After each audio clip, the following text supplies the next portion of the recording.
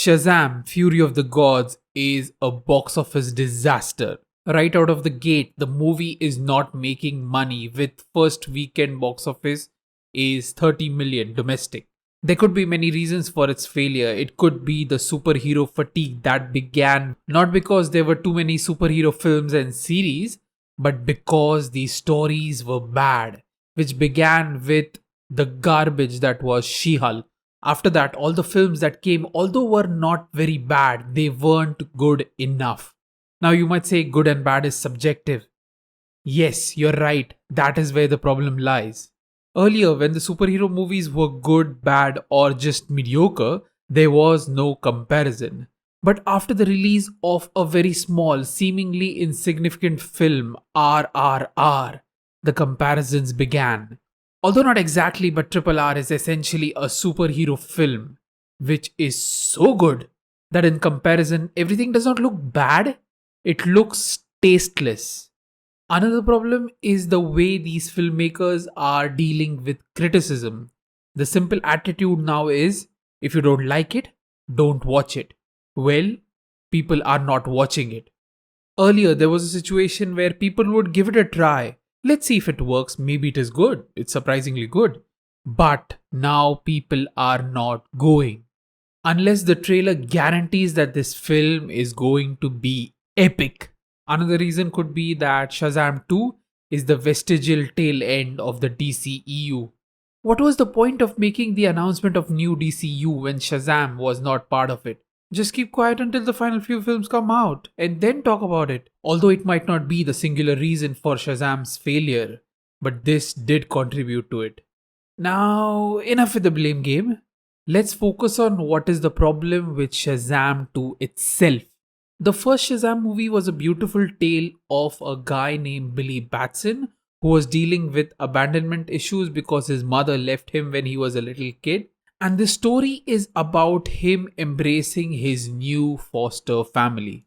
The part where a wizard gives him superpower every time he screams Shazam is a secondary plot, which is only used for Billy to hide his insecurities and be the medium to bond with all the other kids, especially his best friend Freddy. Shazam 2 is not a Billy Batson movie. If you ask me, the best part of Shazam Fury of the Gods is the Freddy Arc. Freddy is a disabled person. He hates himself for that. When he gets the Shazam superpower, he is more than grateful. While all the kids do the superhero business because they are told to, Freddy is more than willing to go ahead and do the job because he loves it. He loves to walk without using a stick. He loves the attention all the girls and women give him, or the adult version of him. Billy tries to convince him that he cannot be his superhero self all the time.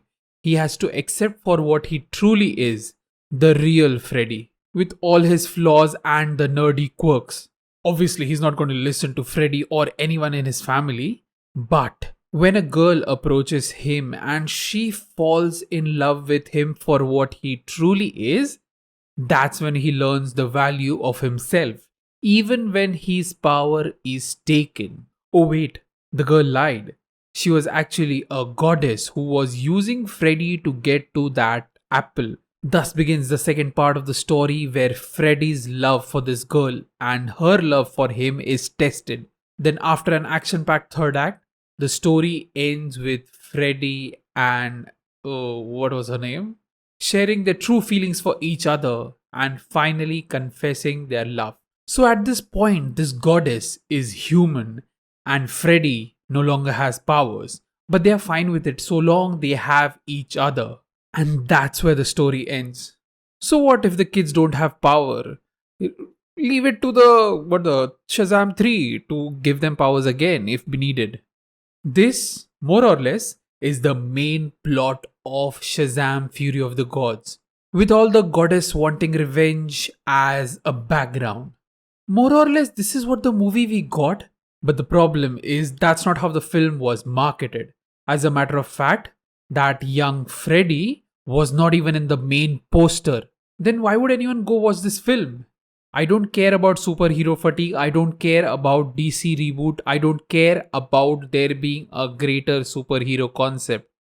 As long as a movie is good, it will earn money. So, do I think that Shazam 2 does not deserve money? Well, yes. Actually, not exactly. What I mean is, all the other movies that earned a lot of money, they didn't deserve to earn that much money. And what Shazam is earning is exactly what it deserves when the packaging is flawed and the marketing is just wrong. That's it. Subscribe.